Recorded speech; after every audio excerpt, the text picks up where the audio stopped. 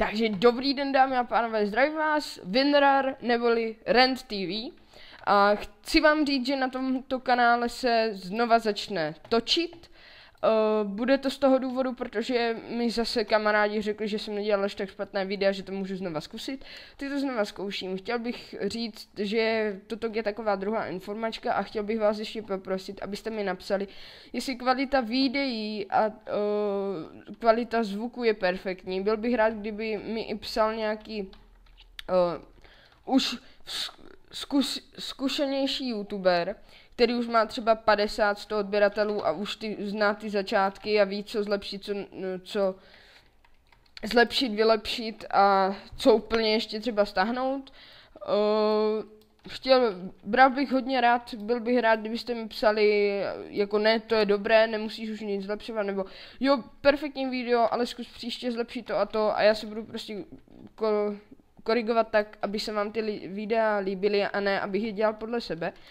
Budou různé témata her, na které si můžete volit, až budou různé třeba, až bude 20 odběratelů, nebo tak ať se má aspoň 20 lidí na co dívat, tak to bude třeba, že zvolím 2 hry a budete si moct vybrat jednu hru, já si ji stáhnu, nebo si ji koupím, uvidím, jak mě bude bavit, natočím na ní multiplayer, gameplay, let's play a budu ji natáčet, budou 5minutové ukázky z různých her, nebo tak budu snažit se tvořit i intra, ale až budu v tom trošičku lepší, protože i teď nedokážu pomaličku dělat ani své intro, které mám už delší dobu, tak je takové skopírované.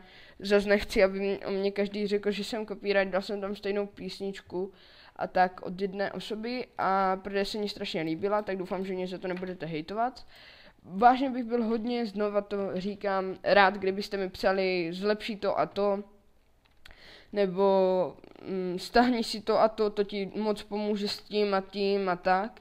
Potom jaké třeba hry byste chtěli, to už jsem říkal, ty témata, by se k tomu dávali různé a že hlasování, potom budou i soutěže, ale to mám jenom naplánované, kdo ví, jestli vůbec mi nějaké videa pomůžou se zviditelnit, to zviditelnění, jak každý říká, je to nejtěžší, protože těžké začátky, ale potom už se to jede potom dobře.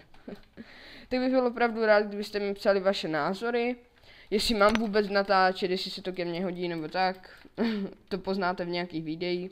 Rozhodně nebudu dělat videa o nějakých pitlovinkách, většinou když třeba na serveru se něco bude dít, nějaké akce a tak vždycky natočím.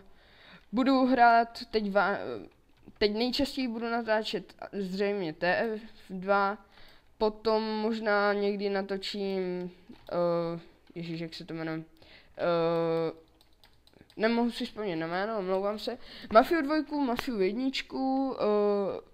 potom Mafiu GTAčko Liberty City 4, kde jsou vlastně ti gangstři a omlouvám se, ten gay Tony.